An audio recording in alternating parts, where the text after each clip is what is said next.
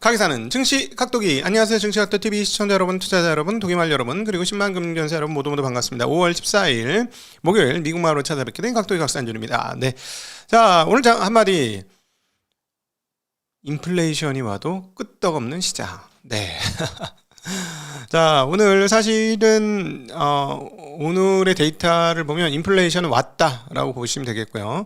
그 다음에 그 저소득층들에게는 스태그플레이션이 왔다라고 표현하는 게 맞을 것 같습니다. 어제 CPI도 꽤 높게 나왔다라고 말씀드렸는데 오늘 PPI가 나왔는데요.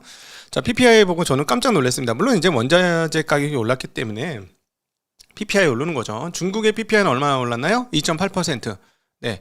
중국의 PPI 2.8%는 지금 몇 년간의 처음이에요. 매일같이 마이너스였습니다. 매일같이 마이너스였던 게 플러스가 났으니까 얼마나 대단한 일이 벌어진 겁니까?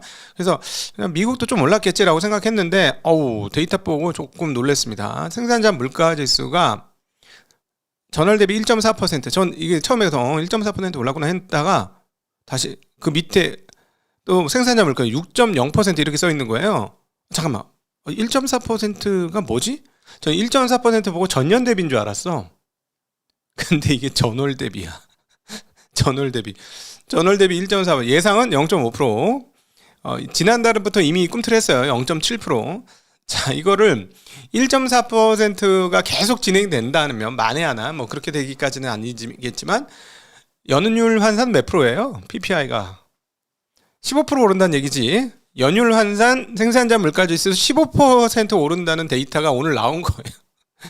오늘 데이터. 그래서 전년 대비로는 얼마가 올랐냐? 6.0. 예, 제가 지금은 근원이 아니라 헤드라인이 더 중요하다. 왜냐하면 유가에 의한 시차를 두고 전방위적인 그 인플레이션이 있을 것이기 때문에 그래서 지금은 근원보다 헤드라인 중요하다라는 말씀드렸는데 헤드라인은 6.0%입니다. 전년 대비. 자, 근원 볼까요? 근원은 전월 대비 1.0%입니다. 요것도 연환산하면 12%잖아요. 그쵸? 그 다음에 근원 생산자 물가지수 전년비는 얼마냐? 5.2% 나왔습니다. 제일 밑에 있는 거. 지난달에부터 이미 폭증을 했거든요. 4.0%로. 5.2% 나왔습니다. 자, 이렇게 되면 어떻게 되죠? 금리 올려야 됩니다. 금리 올려야 되는 거예요. 자, 그런데 어제 오스틴 글습이 시카고 연은 총재의 발언이 있었어요. 이분은 뭐 요즘은 중립으로 표현되는데 4월 CPI, 이분은 이제 어제 있자 얘기니까 CPI에 대한 얘기였습니다. 4월 CPI는 예상했던 것보다 부정적이다. 가장 부정적인 부분은 서비스 물가이다 라고 얘기했습니다. 이 부분이 오늘 핵심입니다. 이 오스틴 글습이가 했던 얘기 중에는 서비스 물가 때문에 인플레이션이 너무 세게 나와서 문제다라고 얘기한 거예요. 그러면서 물가는 현재 잘못된 경로에 위치해 있다. 비단 유가 상승과 관세 때문만이 아니고 특히 서비스 물가 상승세가 매우 우려스럽다라는 표현을 했고요.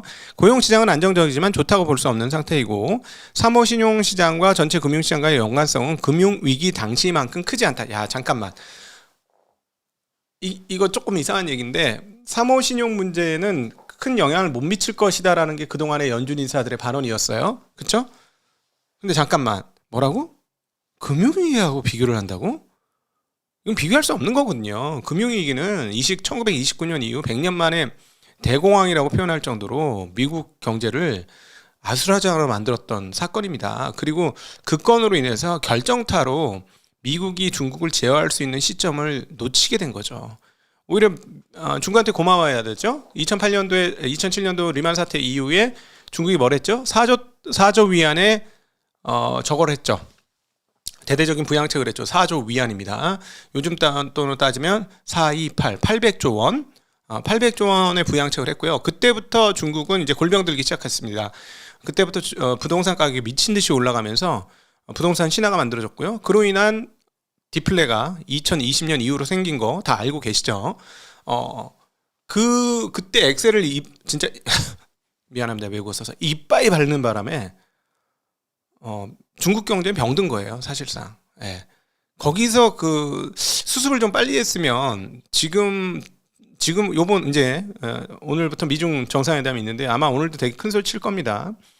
완벽하게 히토리를 붙잡고 있어서 지금 미국의 목줄을 꽉 잡았어요. 결국 제일 두려워하고 있는 바는 무역 관세를 의외로 낮춰주거나 그러면 안 되는데 뭐 그렇게 되면 이제 한국은 그 부분은 조금 부정적이다라고 보면 될 것 같습니다. 우리보다 낮춰주면 안 되는데라는 얘기예요. 우리보다 낮춰주면. 그렇죠? 근데 트럼프는 약, 약강이지. 강한 사람한테 약하고 약한 사람한테 강하고. 그랬죠. 그리고 모든 걸 비즈니스로 푸니까 그런 거죠. 국가를 위해서 헌신한다? 그거는 트럼프하고 다른 분들 얘기. 트럼프하고 다른 분들 얘기고요. 트럼프는 그렇지 않죠. 그런 생각도 들어요. 타지말이 완전히 개판 나고 완전히 망했잖아. 아틀란티에 있는 타지말. 그러고 나서 얼마나 절치부심했을까. 나 대단한 사람인데 내가 이렇게 망했어? 막 이러면서 내가 다시 한번 부활을 해야 되는데. 그래서 대통령으로 부활한 거 아니겠어요? 네. 어쨌든 다시 돌아와서. 자, 오스탄 골스비가 금융위기 당시만큼 크지 않다라는 얘기를 한 것은 이건 제가 보기에는 여지껏 했던 언급된 사모신용 문제와 관련된 연준 인사들의 언급 중에 제일 좀 놀라운 말입니다. 자, 이거는 향후에 어떻게 되는지는 나중에 보시면 되겠고요. 균형 잡힌 통화 정책을 운영하기가 어려운 상황은 아니다. 기준금리는 결국 어느 정도 인하될 수 있다고 보지만 이를 위해서는 물가 진전이 필수적이다라고 했습니다. 자, 중립적인 인사이기 때문에 기준금리 인하될 수 있다라고 봤는데 이를 위해서는 물가 진전이 필수적이라고 했는데 물가 진전이 전혀 없죠. 그러니까 금리 인하 안 된다는 개념이 되는 거고 채권 시장은 이거를 알고 있습니다. 자, 채권 금리 한번 볼까요? 그런데 이제 일단 어제 사고를 쳤던 영국 길트 쪽은 조금 안정이 됐어요. 왜냐면은 혹시나 지금 스타머 총리가 잘리면 어떻게 되느냐가 이제 영국 채권을 샀던 사람들의 가장 큰 우려인데요.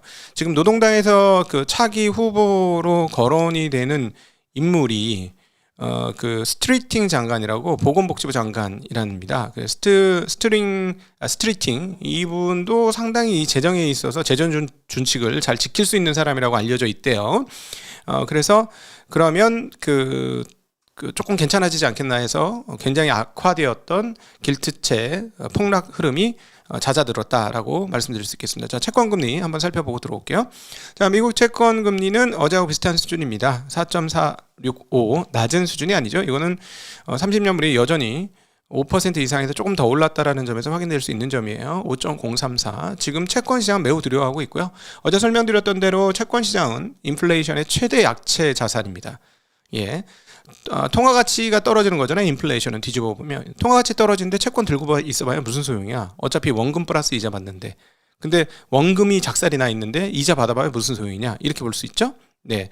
자, 어쨌든 지금 채권 상황들은 매우 좀 안 좋습니다. 네. 그래서 금리 상황들은 계속 압박하는 상황이다. 위험 자산에 대해서 좋지 않은 시그널을 보이고 있다라는 정도는 기억을 하셔야 될 것 같습니다.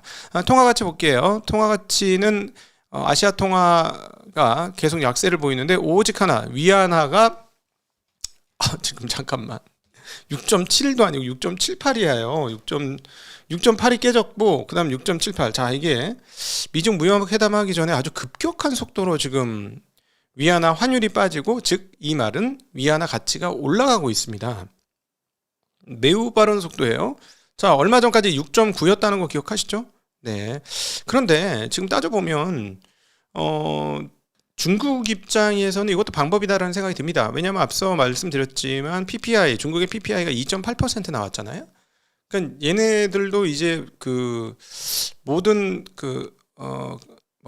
가격이 올라가고 있는데 디플레 상황에서 게다가 얘네가 지금 제가 중국 정책 당국자라면 어떤 느낌이 있냐면 수출이 계속 증가하거든요. 근데 수입의 증가폭이 더 커요. 수출 증가가 두 자릿수 막 10몇 %씩 계속 나와서 수출이 잘 되고 있습니다. 아무리 저기서 막아봐야 잘 돼요. 미국이 막아봐야 이제는 중국이 어느 정도 벗어났다라고 할 정도로 잘 되고 있어요. 자, 근데 문제는 뭐냐면 수입 단가가 지금 20몇 %씩 오르고 있어요. 자, 그러면 그걸 해소할 수 있는 자국 내 기준으로 해소할 수 있는 방법은 뭐죠? 중국 위안화를 강세로 만들면 되죠. 그러면 당국 입장에서는 위안화 가치 상승으로 인해서 달러는 모르겠지만 위안화 환산으로 수입하는 부담이 좀 줄어들죠. 반면에 수출은 어려울 수 있는데 수출은 잘 되고 있다는 이거지. 그러니까 위안화 강세를 해도 버틸 수 있는 힘이 있다라고 볼 수 있어요.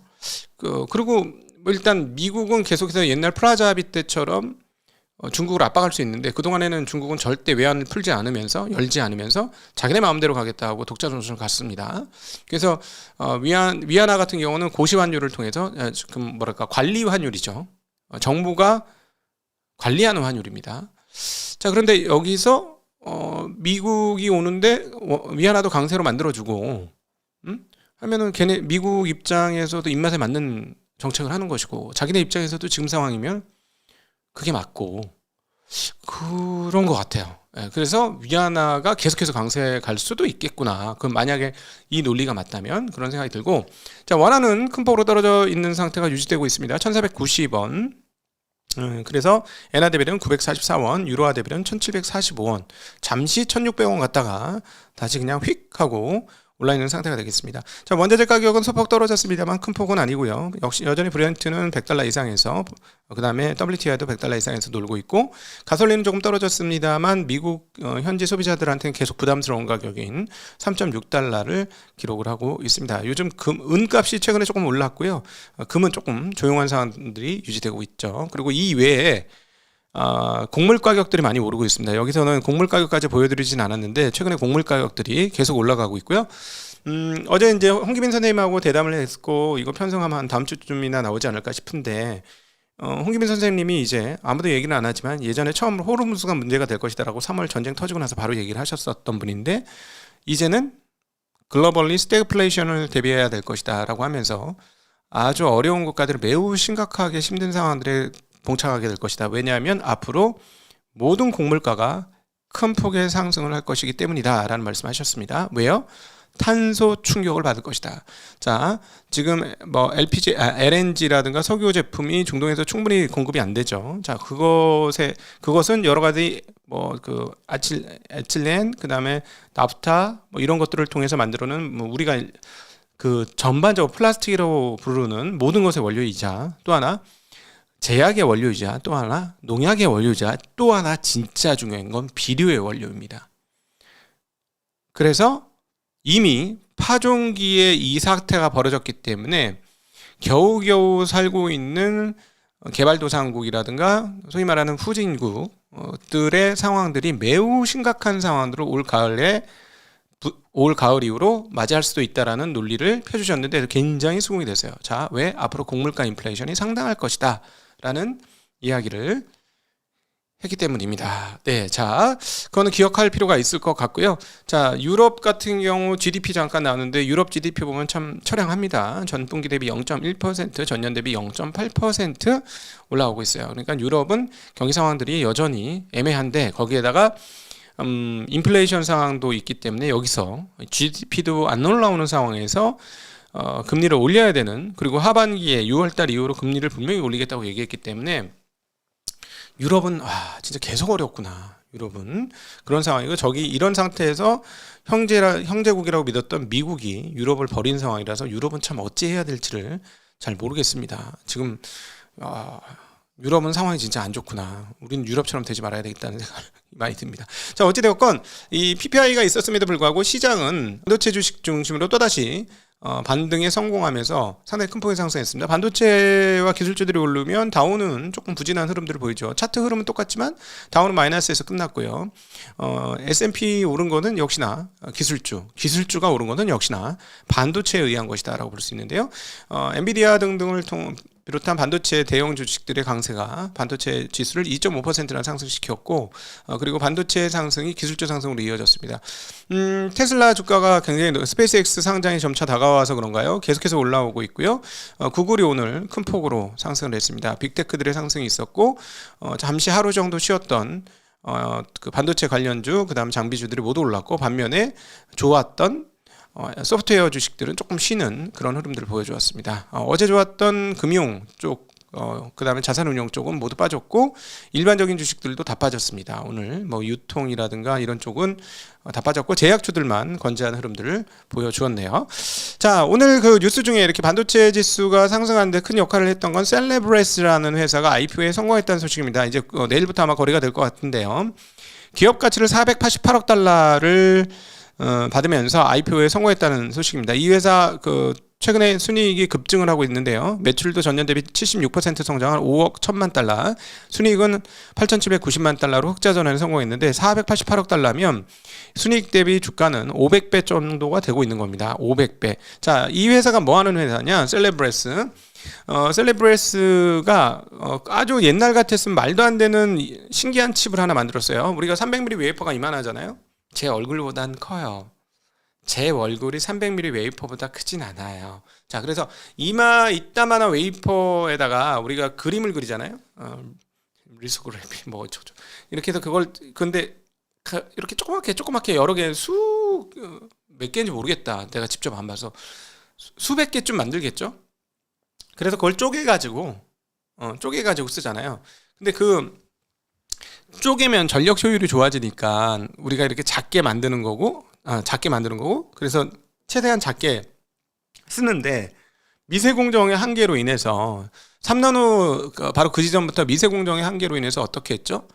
더 빨리 2나노, 1나노로 못 내려가니까 어떤 일을 했냐면 기존의 칩 업체들은 그걸 패키징으로 커버링했습니다. 즉 한 개가 아니고 여러 개를 같이 붙여서 쓰는 개념으로 가는 거죠. 그리고 그 주변에 뭐 HBM이라든가 뭐 DRAM이라든가 이런 것들도 붙이고, 그리고 그들끼리의 어떤 하나 된 느낌을 주기 위해서 밑판을 예전처럼 구리선 같은 걸로 까는 게 아니라 이렇게 선으로 연결되는 게 아니라 아예 그 실리콘 웨이퍼 판으로다가 같이 한 칩 위에 있는 것처럼 해서 시스템 온 칩을 만드는 거죠. 제일 첫 번째 시도는 애플부터 시작했고 강화된 것은 엔비디아입니다. 그런데 그래서 그 실리콘 위에라고 해서 실리콘 인터포저를 쓰기 때문에 코워스라는 거, 칩 온 웨이퍼 온 실리콘 이렇게 된 거죠. 그게 이제 지금 TSMC의 고유 기술이고 그로 인해서 여기까지 오게 된 겁니다. 그런데 이것과 정반대되는 일을 했으니 그게 바로 셀레브레스예요. 셀레브레스인데 이 셀레브레스가 뭐를 했냐? 이따만한 웨이퍼를 그냥 통으로다가 다 한 겁니다. 통으로 다 만든 거야. 지금 그림에서 보이시죠? 자, 그래서 저만한 사이즈야. 미쳤지? 저게 칩 한 장이야. 칩 한 장. 자, 웨이퍼 하나가 그 하이닉스에서 뭐라고 그러냐면 제네시스 한 대라 그래요. 생 웨이퍼. 아무것도 안 한 거. 생 웨이퍼가 제네시스 한 대야.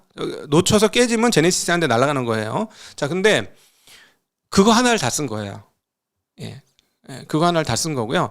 도대체 궁금해서 AI한테 물어봤어요. 야, 저 가격 얼마니? 했더니 저게 한 개에 가격이 얼마냐면은 27억에서 40억 사이라고 합니다. 27억에서 40억. 네. 저거 한 장에 27억에서 40억.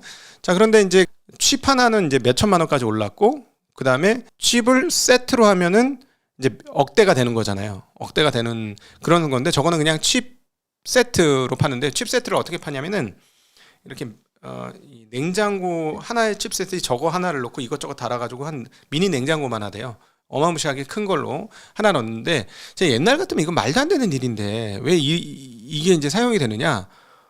추론 연산하려는데 어마무시한 연산이 필요하니까 지금 어떻게 돼요? 광통신 얘기가 나오지만 칩과 칩을 하나처럼 쓰겠다는 거잖아요. 지금 핵심 아이디어가 칩과 칩을 하나처럼 쓰겠다는 건데, 그런 상황이기 때문에 그냥 아예 큰 칩에 오는 겁니다. 저거의 이제 핵심적인 그 기술적인 그 조금 다른 건 뭐냐면 SRAM이라고, D램 말고 원래 그 CPU나 GPU 옆에 그냥 붙어있는, 몸처럼 붙어있는 램이 있어요. 정말 초고속 램이라고 우리가 읽었습니다. 이 SRAM 사이즈가 어마무시합니다. 얘가 그 SRAM이 엄청난 사이즈로 들어가 있기 때문에 속도가 무지무지하게 빠르다는 거죠. 무지무지하게 빠르다는 거고요. 그래서 저거 한 칩이면은 그 엔비디아 칩 그 뭐 예를 들어 뭐 수십 개 이상을 대체한다 뭐 이런 얘기를 하고 있어요. 그래서 이거에 그 누가 주요 고객이냐가 이제 되게 중요한 얘기가 되는데, 오픈 AI가 이걸 쓰지 않겠느냐라고 하는데, 재미난 거는 오픈 AI의 창립자인 그로그만하고 그다음에 샘 알트만이 여기 초기 투자자예요. 이 회사에. 그래서 오픈 AI하고 여기가 대규모 계약을 맺습니다. 그래서 일종의 이제 이 회사 지분을 살 수 있는 계약을 맺었어요. 이게 약간 자기 참조적이거든요. 자기 순환적이고, 지금 미국 기술업계에서 나타나는 현상 중에 하나가 뭐냐면, IPO 시장, 그러니까 벤처 캐피탈 시장이 워낙 발달했고, 그리고 벤처 캐피탈을 통해서 그 대규모 자산을 끌어모은 사람들이 굉장히 많고요. 그리고 유명세를 얻었고요. 그래서 오픈 AI 창립할 때 지금 오픈 AI하고 저기 어디야, 일론 머스크하고 저기 소송하고 있잖아요. 어제는 샘 알트만이 나와서 얘기를 했는데, 그 비영리를 영리로 넘길 때, 그 저기 뭐야, 머스크가 90%의 지분을 자기네 테슬라한테 넘겨라 했던 뭐 그런 증언도 하고 막 그랬죠. 서로 지금 아직은 개싸움 하고 있습니다. 근데 그 누가 유리할지 잘 모르겠고요. 근데 만약에 오픈AI가 잘못되면 조금 문제가 됩니다. 그거는 만약 일론 머스크 쪽이 승소를 하면 조금 문제가 돼요. 그거는 잠깐 기억해 주시면 좋은 사안이고요. 나중에 알게 되실 거예요. 만약에 문제가 불거지면. 근데 이 샘 얼트먼이 성장하는 과정에서 어떤 식이 됐냐면, 처음 오픈AI 할 때 일론 머스크의 유명세를 딴 건 맞습니다. 그래가지고 예를 들어 슈스케버라든가 여러 사람들을 땡겨 왔고요. 거기에 성공을 했고, 요즘 그래서 이런 분위기들이 있죠. 그 유명세를 이용해서 투자를 해서 그 회사의 기업 가치를 쫙 올리는 그런 개념인 거죠. 근데 세레브레스, 그래서 세레브레스가 약간 그런 경향이 있는데 거기에 샘 얼트만이 투자한 거예요. 그러니까 얘네가 약간 우리나라 입장으로 보면은 약간 이거 조금 윤리도덕적으로 이게 정당한 거야? 라는 생각이 드는데, 이런 어깨 뭐랄까, 우리가 맨날 그 순환 출자 구조에 대해서 막 욕하고 그러잖아요. 우리 한국에서는. 근데 얘네가 약간 변형적인 그런 흐름들이 조금 있다라는 거는 느낄 수가 있습니다. 얘네가 그러니까 샘 알트만이 2017년부터 세레브레스에 투자를 했었고요. 근데 어쨌든 이론적으로 나온 거는 이 세레브레스의 칩이 어마무시한 파워풀한 능력을 가지고 있고 전력 효율도 굉장히 높다라는 이야기가 나오고 있어요. 그래서 이 세레브레스의 상장 성공은 현재 미국 시장에서 AI와 반도체에 어떤 투자자들이 생각을 갖고 있는지를 보여주는 대목이고, 무려 488억 달러의 IPO를 성공했기 때문에 이 부분이 시장에 굉장히 긍정적인 역할을 했다라고 볼 수 있겠습니다. 약간 이익 대 배수는 500배, 500배 정도로 상장이 된 것이다 라고 말씀드릴 수 있겠네요. 자, 그런데 뭐 이렇게 힘을 받는 것 중에 하나는 그 시스템을 이렇게 끼워주는 시스코가 하이퍼스케일러로부터 받은 수주가 기존보다 80%나 더 늘었다라고 가이던스에서 앞으로 우리의 그 하이퍼스케일러하고의 거래는 80% 증가한다라고 언급을 했습니다. 그래서 여전히 하이퍼스케일러는 돈을 어마무시하게 쓰고 있고요. 지금 기존에 그 저희한테 알려진 바로는 26년도에 한 7,600억 달러인가 뭐 이렇게 정도 돈을 쓰게 알려져 있는데, 분위기 봐서는 그거보다 더 쓸 수 있는 거 아니야? 라는 생각이 들 정도의 상황들이 나타나고 있고, 하이퍼스케일러들의 돈을 써서 뭘 만들죠? 데이터 센터를 만들고요. 데이터 센터에서 뭐가 가장 많이 투자되는 거죠? 칩. 네. 쉽게 얘기하면 서버렉 공장이 데이터 센터잖아요. 네. 서버 한 칸을 그냥 칸칸이 넣은 거, 이 서버렉. 이거를 여러 개 모아놓은 게 데이터 센터지 않습니까? 그러니까는 이렇게 데이터 센터의 주문이 발주가 많아지면 많아질수록 칩 회사들은 고공행진을 할 것이다라는 거는 너무 명확한 1 더하기 1은 2다 라고 할 정도로 너무나 명확한 그런 흐름이 되겠습니다. 자, 그러니까 이제 여기서 여러분들이 하나 주의하셔야 될 핵심적인 사항들은 오픈 AI와 머스크의 소송이 어떻게 될 것이냐. 머스크 입장에서는 일단 급했기 때문에 xAI하고 스페이스X하고 합병을 시킨 거고요. 왜냐하면 xAI를 스케일링으로 가려면 돈이 너무나 많이 필요했기 때문에 가장 지금 평가를 잘 받고 있는 스페이스X하고 합병시킬 수밖에 없었던 것이고요. 그리고 또 하나, 지금 죽자사자의 전쟁이 시작됐고, 지금 xAI는 이미 시작이 너무 늦었기 때문에 따라가는데 시간이 많이 걸리는 상황이고, 자, 그러면 1번 타자였던 오픈 AI가 시간을 끌게 되면 누가 유리할까요? 누가 유리하게 될까요? 네. 뭐 엔트로픽은 지금 가는 방향으로 갔고, 제미나이도 가는 길로 갈 거고, 가장 유력한 주자 중에 하나의 오픈 AI가 꺾어지면 그 다음 유력 주자는 xAI가 좋지 않을까요? 네. 그런 그 알력도, 업계 간의 알력도 분명히 있을 것이다. 그리고 올해 안에 오픈 AI는 상장을 해야 합니다. 자, 문제는, 그래서 이게 일론 머스크 머리 참 좋잖아요. 스페이스X를 이렇게 빠르게 상장하게 되는 것 중에 하나는 시중의 자산이라는 게 무궁무진하진 않으니 남들보다 빨리 상장하는 게 훨씬 더 유리하죠.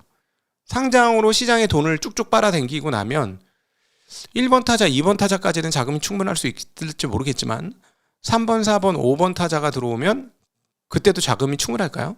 자, 우리나라 같은 예를 보면 삼성생명 상장했을 때, 그리고 LG 에너지솔루션 상장했을 때 자금이 정말 완전히 빨려 나가면서 그 뒤에 시장이 희마리가 없어졌습니다.